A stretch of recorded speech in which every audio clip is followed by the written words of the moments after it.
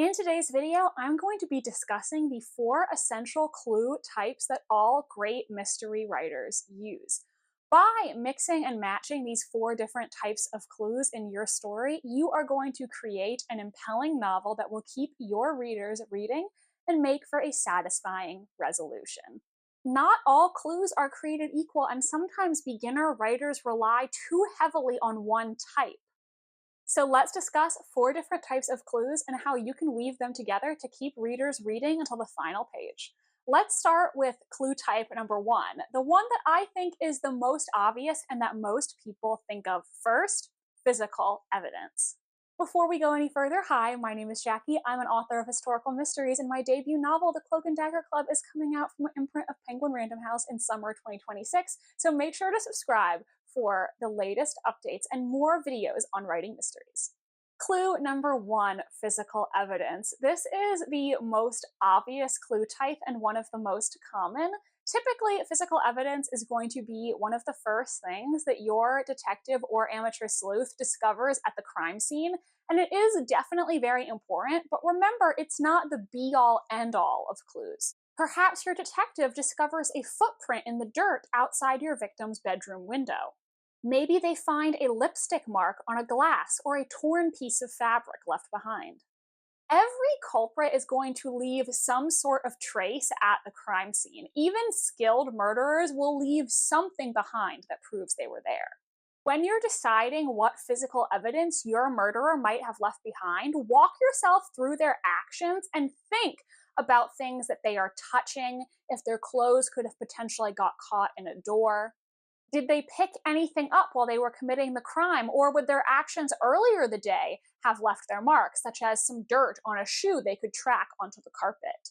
But here's another thing you need to remember. Physical evidence rarely tells the whole truth.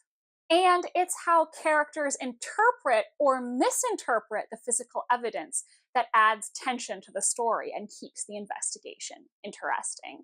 If there's a footprint outside the victim's bedroom window, is that because the killer came in through the window? Or is it because the gardener on the estate was spying on the deceased for unrelated reasons?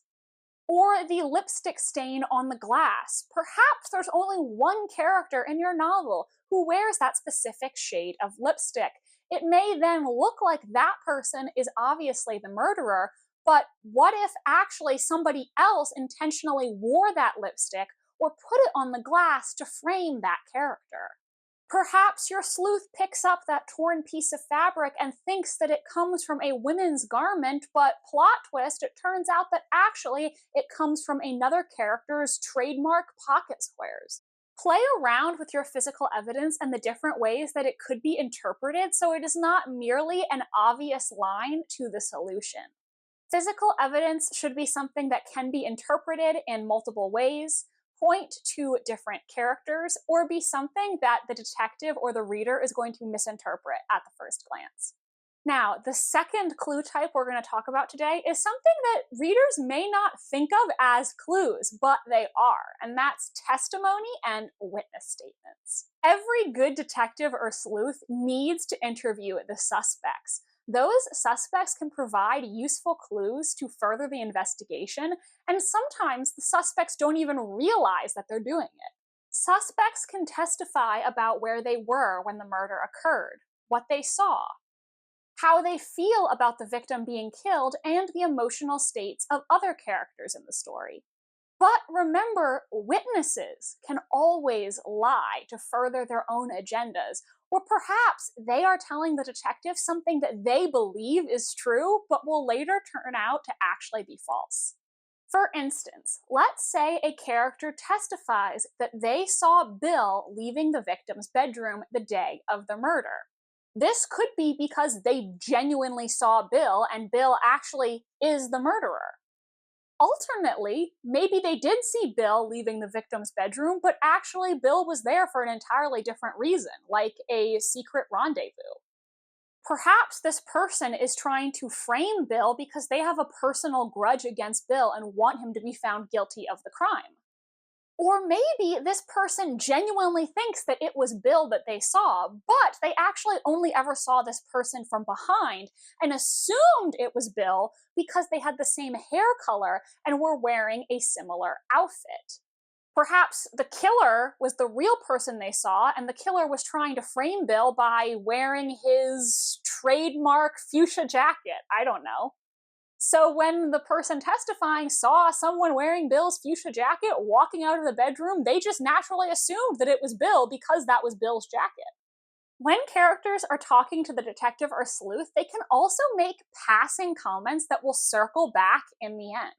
For example, perhaps somebody mentions that Bill and Stacy used to be romantically involved many years ago when they were in school together. Then, perhaps, in the end, we will circle back to this throwaway comment and find out that Bill and Stacy have actually resumed their decades-old relationship and they were in on the murder together, wanting Stacy's husband dead so they could be together and get the husband's money. A passing comment about, oh yes, Bill and Stacy used to be an item, but they're over it, they're just great friends now, could seem insignificant, but actually prove to be a vital piece of the puzzle at the end of the book.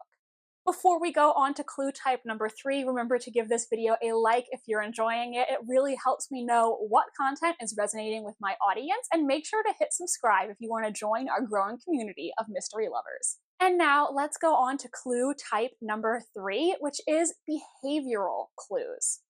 The way that characters act or who they are as people can actually be very valuable clues in your mystery novel. A sudden change in attitude or tone, a character avoiding a topic of discussion, someone seeming uncomfortable when a certain topic is brought up, or a character just acting in a strange way that is atypical from their usual behavior. All of these things can be clues. Now, these behavioral clues aren't things that the detective finds lying on the floor. They are things that they notice with their skills of observation. If people are changing their behavior, there's generally speaking a reason for it, and your sleuth needs to learn what this reason is. If character A is pulling away from their spouse, is that because they're having an affair and they don't love their spouse anymore? That might be what it seems at first glance, but it could also be because character A has committed this crime and is filled with guilt, so they're pulling away from the spouse they genuinely love. Is this character acting suspicious with the detectives because they committed the crime and are scared of being caught? Or is it because they think a different character is the killer and they're trying to protect that person due to their feelings for them? Did this character quit drinking because they're trying to be on the straight and narrow? Or is it because the last time they got drunk, they blacked out and they're worried that they killed someone in an alcohol-induced stupor? Behavioral clues are very powerful for multiple reasons. One, because they encourage the reader to use their skills of observation and intuition. They can also be extremely surprising because the reader may not notice the character's behavior or not think much of it, but later you can reveal secret motivations behind their actions. You can use behavioral clues to ratchet up tension, implement red herrings, hint at characters' secrets, or foreshadow a big twist. Another interesting way to foreshadow your ultimate solution is to tell your reader the types of people your characters are. You may not think of this as a clue, but it can be. Say you establish that a character is ruthless in business and will do almost anything to achieve their ambitions. If later on in the book you reveal that they committed a murder to, say, prevent the victim from exposing insider trading or from pulling their money out of the latest business venture they were going through together, it will make sense to the reader because knowing what they know about that character, it totally seems like something they would do. Maybe you have a character who is a devoted mother or father to their children, and then later on you reveal that they committed this murder to protect their family, or covered it up because they knew their child was guilty. Heck, maybe they'll try to confess to the crime so they can go to jail instead of their child. In this way, behavioral clues are great for foreshadowing your solution and also having successful character development. You're revealing who these people are, what matters to them, what they'll do to get their heart's desire. And ultimately, in the end, when all is revealed, it will be satisfying for the reader because the solution will feel in line with how they imagined these characters to be. And the fourth clue type I want to talk about today is an interesting one because this one does not rely on the presence of something. It relies on the absence of something. And we're going to call this clue type clues of omission. This is a clue type that I think more authors should take advantage of because it can be really interesting. Think of clues of omission as the things that really should be present, but for some reason aren't. Let's say in your novel you have a victim who is believed to have taken their own life. The gun is lying right next to the body, so it should be an open and shut case, right? But what if a closer examination of that gun reveals that it has no fingerprints on it? Not even the victim's. That is a clue in of itself, because if this victim really did end their own life, they would not be alive to wipe the fingerprints off the gun afterward. Perhaps the murderer wiped all prints off the gun because they wanted to stage their crime as a suicide. Or perhaps, plot twist, this actually was a suicide, but another character stumbled across the body and cleaned off the gun, seeing the opportunity to frame their rival for a crime. For another example, let's say you have a murder victim who was known to write in their diary every single night. However, when detectives search the room, the diary is not present. Nobody mentions the missing diary. Nobody reports it missing, but it is something that should be there. So why is it gone, and what could have been in it that the killer would want to keep hidden? There are so many different ways that you can play around with clues of omission. Think to yourself, what are some things that ought to be present at my scene, and what are reasons that characters might want to take them? Clues of omission are subtle, but they reward careful readers, and they can create that delightful goosebumps feeling when the truth finally clicks. All four of these clue types are great and can be extremely successful in a mystery novel. But remember, a truly great mystery author does not rely entirely on one type of clue.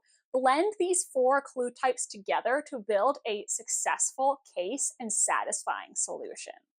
You can layer them together with both true and false leads for depth, complexity, and ultimately reader satisfaction. If you found this video helpful today, make sure to give it a like, send it along to another writer friend, and let me know in the comments section, what is your favorite type of clue to write? Thank you so much for being here with me today. If you would like to watch another one of my videos, check out this one where I do a deep dive into red herrings. And make sure to hit the subscribe button if you haven't already, because I have more mystery writing videos coming your way. Thank you so much, and I will see you next time. Goodbye!